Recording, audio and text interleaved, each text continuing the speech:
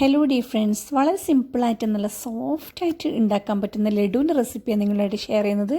അപ്പോൾ ലഡു ഇഷ്ടമുള്ളവരാണെങ്കിൽ ഒന്ന് ലൈക്ക് ചെയ്യണേ. അതുപോലെ തന്നെ നിങ്ങളുടെ അഭിപ്രായങ്ങൾ കമൻറ്റ് ചെയ്യും വേണം. ലഡുവിൻ്റെ ബൂന്തി ആദ്യം തയ്യാറാക്കാൻ വേണ്ടി ഞാനിവിടെ ഒരു അരിപ്പ കയ്യിലെടുത്തിട്ടുണ്ട് സ്റ്റീലിൻ്റെ. അത്യാവശ്യം നല്ല വലുതായിട്ടുള്ള ഹോൾസാണ് അതിലുള്ളത്. അപ്പോൾ ഞാൻ അതിൻ്റെ ബാക്കിലായിട്ട് ഫോയിൽ കൊണ്ടൊന്ന് കവർ ചെയ്തിട്ടുണ്ട്. ഇനി ഒരു സൂചി എടുത്തിട്ട് അതിന് ഹോൾ ഉണ്ടാക്കി കൊടുക്കുകയെന്ന്. നമ്മളെ കയ്യിൽ ചെറിയ ഹോൾസ് ഉള്ള ഇതുപോലുള്ള അരിപ്പക്കയിലുണ്ടെങ്കിൽ പിന്നെ ഇതിൻ്റെ ആവശ്യമില്ല കേട്ടോ. അപ്പോൾ ഇവിടെ ഞാൻ സൂചി കൊണ്ട് ഹോൾസ് ഉണ്ടാക്കി കൊടുത്തിട്ട് പിന്നെ ഒരു ടൂത്ത് പിക്ക് വെച്ചിട്ട് ഒന്നുകൂടി ആ ഒരു ഹോള് വലുതാക്കിയത്. പക്ഷെ എന്നാൽ പോലും ഇത്ര വലുതല്ല, നമുക്ക് കണക്കായിട്ടുള്ള വലുപ്പത്തിൽ കിട്ടും. അതിനുവേണ്ടി അങ്ങനെ ചെയ്യുന്നത്.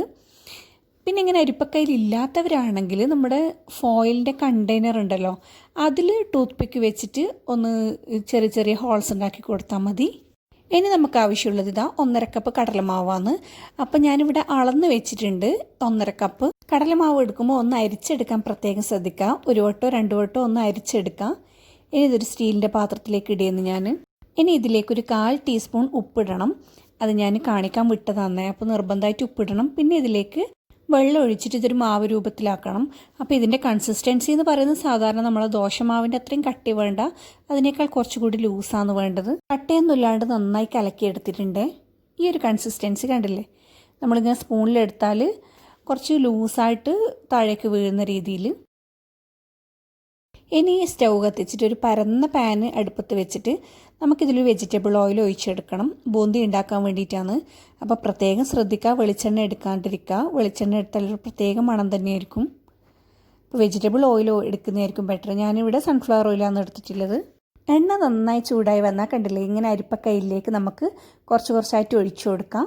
പാനിൻ്റെ എല്ലാ ഭാഗത്തേക്കും ഒന്നിങ്ങനെ കൈകൊണ്ട് ചുറ്റിച്ചു കൊടുത്താൽ മതി. അല്ലെങ്കിൽ ഇങ്ങനെ ചെറുതായിട്ടൊന്ന് അരിപ്പക്കയിലിന് തട്ടിയാലും മതി. ഇങ്ങനെ തുള്ളി തുള്ളിയായിട്ട് വീണിട്ട് പെട്ടെന്ന് തന്നെ ബൂന്തിയായി റെഡിയാവും.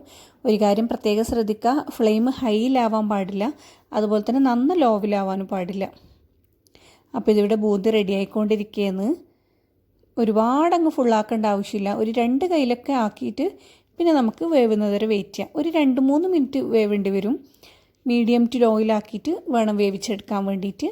ബൂന്തിൻ്റെ കളർ ഒരുപാട് ചേഞ്ച് ചെയ്യാണ്ട് ശ്രദ്ധിക്കണം. വെന്ത് കഴിഞ്ഞാൽ നമുക്ക് പെട്ടെന്ന് തന്നെ കോരിയെടുക്കാം. ഇതുപോലുള്ള സ്റ്റീലിൻ്റെ അരിപ്പ ഉണ്ടെങ്കിൽ കുറച്ചുകൂടി ബെറ്റർ ആയിരിക്കും. കുഞ്ഞു കുഞ്ഞു മണികളായതുകൊണ്ട് തന്നെ നമുക്ക് അരിപ്പ വെച്ച് പെട്ടെന്ന് കോരിയെടുക്കാൻ പറ്റും. ഒരു പ്രാവശ്യം നമ്മൾ ഉണ്ടാക്കിയ ബൂന്തി എല്ലാം കോരി മാറ്റിയിട്ട് വേണം അടുത്ത പ്രാവശ്യം ഇടാൻ വേണ്ടിയിട്ട്. നമുക്ക് എന്തെങ്കിലും അതിൽ ബാക്കി വന്നിട്ടുണ്ടെങ്കിൽ അത് അടുത്ത പ്രാവശ്യം ഇരുന്നങ്ങ് കരിഞ്ഞു പോകും. അതിനാണ് ഫുള്ളായിട്ട് അങ്ങ് എടുക്കണം എന്ന് പറയുന്നത്. അപ്പോൾ ഈ അരിപ്പയിൽ നമുക്ക് സിമ്പിളായിട്ട് ചെയ്യാൻ പറ്റും. ഇനി ഇതാ അടുത്ത ബാച്ചും കൂടി ചെയ്തെടുക്കാം. ഇങ്ങനെ തീരുന്നവരെ ബൂന്തിയാക്കി എടുക്കാം. നമ്മുടെ ക്രിസ്പി ആയിട്ടുള്ള ബൂന്തി ഇവിടെ റെഡി ആയിട്ടുണ്ട്. അപ്പോൾ ഇതിലുള്ള കുഞ്ഞു കുഞ്ഞു ബൂന്തീസൊക്കെ നമുക്ക് അങ്ങനെ തന്നെ വെച്ചിട്ട് കുറച്ച് വലിപ്പമുള്ള ബൂന്തിയൊക്കെ ഒന്ന് മിക്സിയിൽ അടിച്ചെടുക്കാം. ബൂന്തി ഉണ്ടാക്കിയിട്ട് മൊത്തമായിട്ട് നമ്മൾ മിക്സിയിലിട്ടിട്ട് ഒന്ന് പൊടിച്ചെടുത്തിട്ട് ചെയ്യുന്നവരുണ്ട്. പക്ഷെ ഞാൻ അങ്ങനെ ചെയ്യുന്നില്ല. നമ്മൾ ആ ലഡുവിൽ കുഞ്ഞു കുഞ്ഞു മണികൾ കാണാൻ തന്നെ നല്ല ഭംഗിയാണ്. അപ്പം അതുകൊണ്ട് തന്നെ ഫുള്ളായിട്ട് അങ്ങ് പൊടിക്കുന്നില്ല. വലിയ വലിയ ബൂന്തി മാത്രം ഞാൻ ഇങ്ങനെ കുറച്ച് സെലക്ട് ചെയ്തിട്ട് അതൊന്ന് പൊടിച്ചെടുത്തിട്ട് ഈ കുഞ്ഞു ബൂന്തിൻ്റെ കൂടെ മിക്സ് ചെയ്യുക ചെയ്യുന്നത്. അപ്പോൾ ഇത്രയേ ഉള്ളൂ പണി. ഇനി നമുക്ക് നെക്സ്റ്റ് സ്റ്റെപ്പ് എന്താ നോക്കാം. ഇവിടെ ഒരു സോസ് പാനിൽ ഞാൻ 1.5 കപ്പ് വെള്ളം മെഷർ ചെയ്തിട്ട് ഒഴിക്കുന്നുണ്ട്. ഷുഗർ സിറപ്പ് ഉണ്ടാക്കാൻ വേണ്ടിയിട്ടാണ്.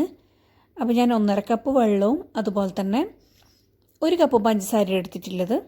മീഡിയം ടു ഹൈ ഫ്ലെയിമിലിട്ടിട്ട് ഈ ഇടുന്ന പഞ്ചസാര നന്നായി അലിയിച്ചെടുക്കണം. ആദ്യം തന്നെ നന്നായി തിളച്ച് കുറുകി വരുമ്പം ഇതിലേക്ക് 1 നാരങ്ങ പിഴിഞ്ഞൊഴിക്കുന്നുണ്ട്.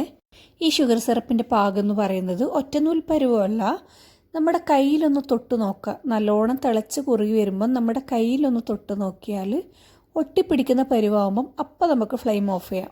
ബേക്കറിയിൽ നിന്ന് വാങ്ങുന്ന അതേ ലഡുവിൻ്റെ കളർ കിട്ടാൻ വേണ്ടി കുറച്ചൊരു 3-4 ഡ്രോപ്സ് യെല്ലോ കളർ ചേർക്കുന്നുണ്ട്. അപ്പോൾ കുട്ടികൾക്കൊക്കെ കൊടുക്കുന്നതാണെങ്കിൽ ഇതിങ്ങനെ ചെയ്യണമെന്ന് ഒരാവശ്യമില്ല. നമുക്ക് കുറച്ച് മഞ്ഞൾപ്പൊടി ചേർത്താലും ഈ ഒരു മഞ്ഞ കളർ കിട്ടും. അപ്പോൾ ഇതെനിക്ക് ഓഫ് ചെയ്യാൻ സമയമായിട്ടുണ്ട്. കയ്യിൽ ചെറുതായിട്ടൊന്ന് ഒട്ടിപ്പിടിക്കുന്നുണ്ട്. ഇനി നമ്മൾ ഉണ്ടാക്കി വെച്ച ഈ ബൂന്തി ഉണ്ടല്ലോ, അത് ഫുള്ളായിട്ട് ഇതിലേക്ക് ഇട്ട് കൊടുക്കുക. ഇനി നന്നായിട്ടൊന്ന് മിക്സ് ചെയ്ത് കൊടുക്കുക, ഈ സിറപ്പൊക്കെ ഈ ബൂന്തിയിൽ പിടിക്കുന്നത് വരെ.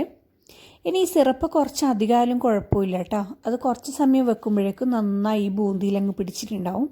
അപ്പം ഞാൻ നന്നായി ഒന്ന് ഇളക്കിയിട്ട് ഇതൊരു അരമണിക്കൂർ മാക്സിമം വെച്ചാൽ മതി. ഒന്ന് അടച്ച് വെച്ചാൽ മതി. അത് കഴിഞ്ഞിട്ട് നോക്കുമ്പോഴേക്കും എല്ലാ സിറപ്പും നമ്മുടെ ബൂന്തിയിലേക്ക് അങ്ങ് പിടിച്ചിട്ടുണ്ടാവും. ഇനി ഇതാ നമുക്ക് ലഡു ആയിട്ട് ഉരുട്ടിയെടുക്കാം. ഒരു അരമണിക്കൂർ കഴിഞ്ഞിട്ട് ഞാൻ തുറന്നിട്ടാൽ ഇളം ചൂടുണ്ട്. ആ ഇളം ചൂടോടെ തന്നെ നമുക്ക് നന്നായി ഇങ്ങനെ പ്രസ് ചെയ്തിട്ട് ലഡു ആയിട്ട് ഉരുട്ടിയെടുക്കാം. അപ്പോൾ എൻ്റെ ലഡു നിങ്ങൾ സൂക്ഷിച്ച് നോക്കിയാൽ മനസ്സിലാവട്ടെ, ഭയങ്കര ഷേപ്പൊന്നുമില്ല. അപ്പോൾ നന്നായി ഷേപ്പാക്കാൻ അറിയുന്നവർക്ക് നല്ല ഭംഗിയിലുണ്ടാക്കാം. അപ്പോൾ ഇത് നമ്മുടെ ലഡു തയ്യാറായിക്കൊണ്ടിരിക്കുകയെന്ന്. മധുരം ഇഷ്ടമുള്ള എല്ലാവർക്കും ലഡു ഇഷ്ടമുണ്ടാവുമെന്നാണ് ഞാൻ വിചാരിക്കുന്നത്. എപ്പോഴും കഴിക്കാൻ തോന്നില്ലെങ്കിൽ എപ്പോഴെങ്കിലും ഒന്ന് കഴിക്കാൻ തോന്നുന്ന എന്താ പറയേണ്ടത്, ഒന്ന് കൊതിക്കുന്നൊരു സംഭവമാണ് ഈ ലഡു. അപ്പോൾ നമ്മൾ കഴിയുന്നതും പുറത്തുനിന്നൊന്നും വാങ്ങാണ്ടിരിക്കുക. നമുക്കറിയാം പുറത്തുനിന്നൊക്കെ ഒരു 4-5 ലഡുവിനൊക്കെ നല്ല റേറ്റുമാണ്. പിന്നെ നന്ന ഡ്രൈ ആയിട്ടുണ്ടാവും. പിന്നെ എപ്പോഴാണ് ഉണ്ടാക്കിയോ നമുക്ക് പറയാൻ കഴിയില്ല എന്തൊക്കെ ചേർത്തിട്ടുണ്ട്. അപ്പോൾ നമ്മളെ വീട്ടിൽ തന്നെ സിമ്പിളായിട്ട് നമുക്ക് കഴിക്കാം. അതുപോലെ തന്നെ മക്കൾക്ക് വേണ്ടിയൊക്കെ ഉണ്ടാക്കി കൊടുക്കാം. ഇതുവരെ ഉണ്ടാക്കിയിട്ടില്ലെങ്കിൽ ഒന്ന് ട്രൈ ചെയ്യാം. അപ്പോൾ ഇൻഷാ അല്ലാഹ് വേറെ നല്ല വീഡിയോ ആയിട്ട് വീണ്ടും കാണാം. അതുവരെ എല്ലാവരും ടേക്ക് കെയർ, ബൈ.